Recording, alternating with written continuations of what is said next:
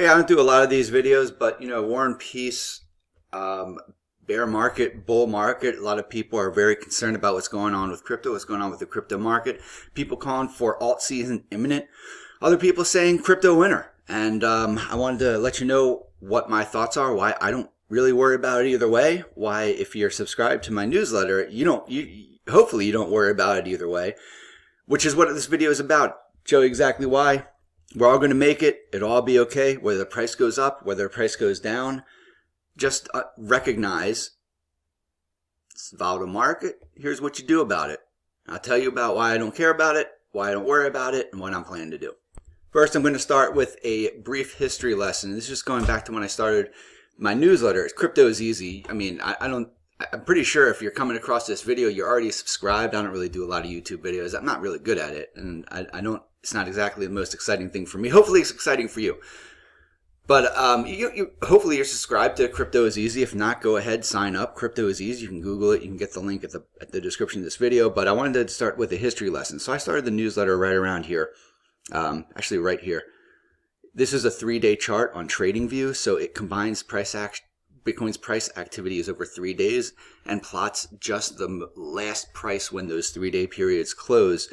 So I can't go like day to day, but right around here I started my newsletter. Next thing you know, boom, global financial crisis.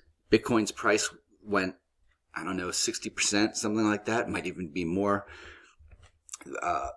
Pretty bad time. And I will admit, at that time, I was worried. And if you were subscribed back then, there were only 18 of you. But if you were one of those 18, you knew I was worried. Bitcoin's price went below a really key level. If you have my plan for Bitcoin's bull market, you know what that level is. Went below a very key level, and fortunately bounced back up. But that was a crazy, crazy time. And even as Bitcoin's price kept going back up, people thought it was going to roll over. It was going to go way back down. And it didn't. And it just kept going up. Kept going up. Kept going up. To the point where it went outside the buying zone of my plan. And all through this time, people thought for sure, okay, we're going to go roll over. Predictions said $1,000 Bitcoin. Predictions said a lot of things back then. If you were following the plan, you bought. Didn't mean that, you bought if you could, right? A lot of people thought they were losing their jobs. Some people did lose their jobs. A lot of people lost a lot of money. It was a really difficult time. If you had money, you put it in. Whatever you could do, you put it into the market. The crypto market, that is. And at the time, we went outside the buy zone. It was no longer a buy. Definitely don't sell, not a buy. And this whole time, people were I got a lot of emails, a lot of comments, questions. Mark, everybody says it's going to go down. Should I short? Should I sell? No, don't do that. Just relax. Let the market play out. Oh, well, I did say, yeah, if you want to short the market, and this goes for at any time. If you want to short the market or long the market or whatever, please go ahead. It's certainly better you short the market than to sell. At least if you short the market, you just lose money. If the price goes up, you lose money. But you don't lose your crypto. So yeah, it's fine. Short the market. I don't recommend any of that. But it's your money. The point is, we went sideways and it freaked people out. It's crazy to think about, like looking back, just how worried, concerned people were about what was going to happen. And even at the time, the price was only, I think it was like 7 or 17% higher than the buying zone anyway. So it's like, just let it come back down. And if it comes back down, then we'll buy. And you buy some more. Save your money, set aside your money. You had a good 2 months, about 2 months. Set aside your money. And then when price goes back into the buying zone, we'll buy. And what happened next was DeFi summer. And it was just an explosion. Some of these altcoins went up 1,000% in a month, 2 months. More for some of these altcoins. Oh my God, Mark, you heard about this? The next Bitcoin. Oh my God, you got to get into this. Why aren't we buying? Why aren't we buying? Plan says to wait. Price crashed back down into the buying zone. This is about 25%, 22%, 25%. Went back into the buying zone. Because we were never really exposed to this pump, We didn't suffer on the dump. Yeah, obviously the paper value of whatever you held went down, but our investment, we were ahead. You might be double your investment by now. Everybody else crashed 25%, 22%. You're up, you're ahead. And so, market, should I short? Should I short? Yeah, well, the same thing is back here. If you want to short, that's fine. Could we go down? Yeah, absolutely, sure. Anything down to 8,000, 9,200, 8,000, it's fine. The price kept going up. Mark, why aren't we buying? Why aren't we buying? Just wait for it to come back. We're not buying. Why are we buying? Just wait for it to come back. We're not buying. We're not buying. Wait for it to come back. Now you're up 4x, 400%, 300%, 500% on your investment now. Why would you buy? You're ahead. You're winning. You're doing great. Wait for it to come back. Came down here. Didn't make it into the buying zone. Mark, this is the last dip. This is the last dip. Actually, no. A lot of people were like, oh my God, that's it. That's it. It's over. We're going back into a bear market. And we didn't. Although, yeah, I mean, it was mixed. It was actually kind of like, no. Where a lot of people were really worried that it was over. A lot of people were really like, oh, this is it. We got to get in. No. And then the price went back up. And by the time we got here, really, I mean, this whole time, very, very dangerous time. When you do the kind of analysis and look at the market the way I look at, very, very dangerous time. And here it was, don't even touch it. Can't even look at it. Yeah, if you believe in the parabola, fine, go ahead. Mortgage your house, throw it all in, but I'm not touching it. It was way above the buying zone. There were a lot of really, really scary things in terms of the kind of metrics that I look at and the things that I look at to analyze the market. Really, really, really bad. Mark, we gotta buy it. Oh, this is it. This is it. Supercycle. What's the next? What's the best big? I gotta get the next Bitcoin. Hey, what can I do to get 100x by the time the market peaks? Hey, so you're saying you think this market's about to crash? It's really bad. Okay, so you think you got 2 months? 1 month? So you think it'll double in 1 month? Because I'm gonna put a bunch of money in so I can double in 1 month. Nah, guys, just chill, relax, wait for it to come back, and it did, and it crashed, and we went back into the buying zone. So this opportunity of a lifetime. Anybody who took advantage of this opportunity you're still up. You're still ahead. Maybe even. Hey, maybe you're even. Close to even. That was a great opportunity. Why were we able to take advantage of that opportunity? Because you didn't spend all your money up here. You didn't buy all the way up here. You didn't buy all this. So you had money set aside to buy this for months. 4 months. Almost 4 months here. Let me clear this out. 4 months almost you had all this. Buy all that. No, it's more like this. I think that's more like it. You buy all that. 4 months. Price goes back up. Mark, we got fine, buy. It's fine. Oh, it's going up. Okay, whatever, guys. Just do it. Came back down, caught it a little bit more. Start shooting back up. Mark, you say everything's great.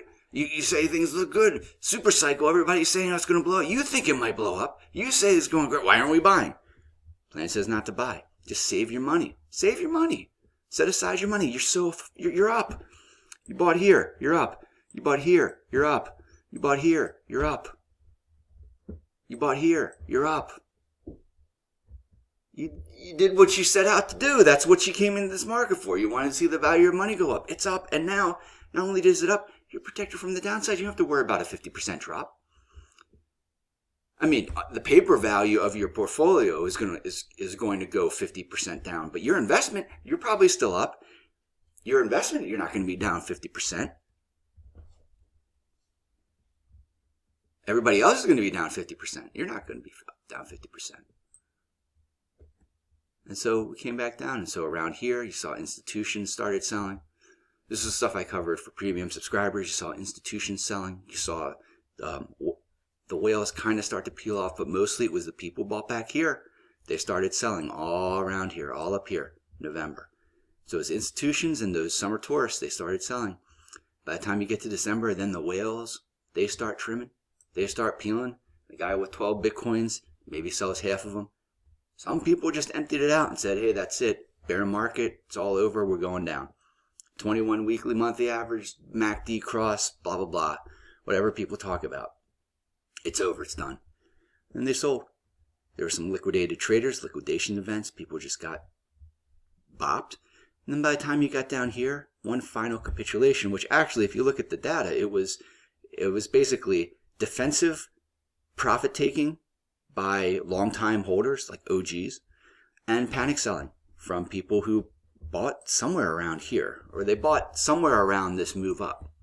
It was a combination of those people, one final capitulation. I shouldn't say final. We don't know when the final capitulation is, but that was a capitulation event. It might not seem that way from a dollar perspective because it was only what? It went from about 42 to 33 before popping back up, so that's only 25%, which is not insignificant, but also not, I mean, that's kind of trivial for crypto. And that was a capitulation. So if you're following the plan, you bought this. And you're still buying. But that buying zone is shifting. But the point is, you're always buying when the market is down. So you never suffered too much, your portfolio is going to go crazy, right? Here, you could have doubled your portfolio, dropped 50%. Right here, in the middle of a raging bull run, right there. Right there. And I'm dead serious. So I'm not talking about your portfolio. Like there were a lot of people, even this, right? You went up from 10,000 to 20,000. Well, you had a 20% drop here. Some of those altcoins down 30%, 40%. You were down. The difference is in the bull runs, within a week, 2 weeks, 3 weeks, you're back up. Here, you have to wait a little longer. But the swings are just as significant. The swings are just as significant in all market conditions. But your investment keeps going up. And so you're never down very much for very long. And you're always buying when the market is collecting itself for whatever the next move is. Sometimes you get 1 week. Right here, 1 week. Here, 10 days. Sometimes you get 4 months. Here we've already been, 3 months. But either way, you can choose to worry because it's tough when you look down and you see the money that you thought you had is no longer worth as much as you thought it was before. And that is hard. That is admittedly hard. That's a difficult thing to do. But on the flip side, the way I approach the market is we're just betting that this continues for the future. And there's no reason to believe it won't. This is the network effects, the growth of the technology, the innovations it brings, the awareness that's been growing over the years. There are some structural things in the way this market operates. If you understand how the market operates, there are some structural tailwinds that suggest it should continue this path. So that's the bet. That's it. And then you're just taking advantage of opportunities along the way. And you don't sell. You take advantage of this. You take advantage of this. You take advantage of this. All these opportunities along the way. When the conditions are just great, you get these opportunities of a lifetime. And then sometimes, if you're following my plan, sometimes, rarely, you'll sell. You would have sold this. You would have sold this. You would have sold this.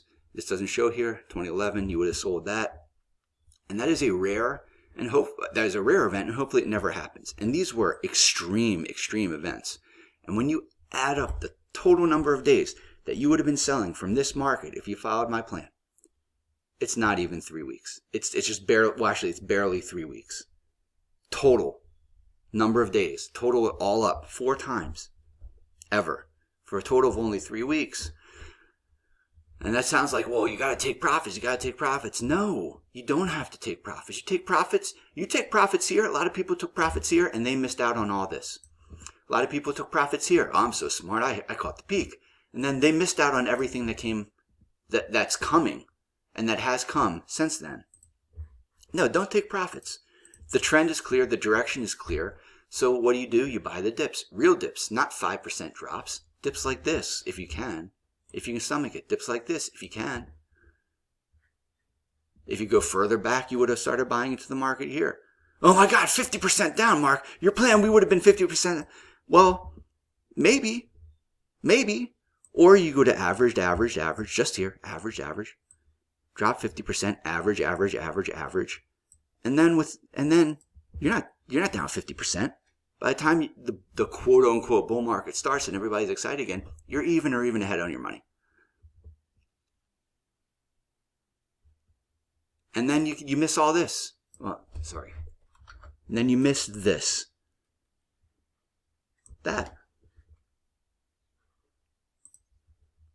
This that you see in black, and you miss it. You don't have to worry about that. So for me, like, I know it's a hard thing. It's a hard market. You're worried. You're scared. You're concerned. The whole reason I do Crypto is Easy is to provide some perspective and awareness that you don't have to be so worried and concerned.